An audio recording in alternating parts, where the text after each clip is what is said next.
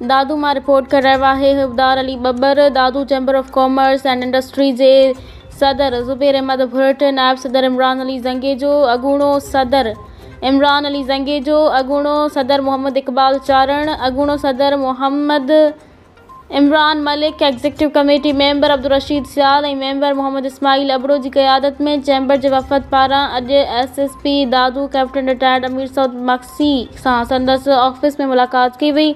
मुलाक़ात दौरान वफ़द तरफ़ां ज़िले में अमन अमान जी सूरत हाल खे बहितर बणाइण लाइ एसएसपी दादू ऐं संदसि टीम जी कोशिशुनि खे साराहियो वियो। चैम्बर जे अॻुवाणनि चयो त कारोबारी बिरादरीअ खे पुरअमन माहौल फ़राहम करण लाइ पुलिस जो किरदारु इंतिहाई अहम आहे ऐं ज़िले में अमन जो क़याम कारोबारी सरगर्मियुनि जे फ़रोग़ लाइ हौसला अफ़ज़ा क़दम आहे। उन मौक़े ते दादू चैम्बर ऑफ कॉमर्स जे वफ़द तरफ़ां एसएसपी दादू खे अजरक, टोपियूं, गुलनि ऐं मिठाई जा तोहफ़ा पेश कया विया ऐं ख़ासि भरपूर मुबारकबाद ॾिनी वई।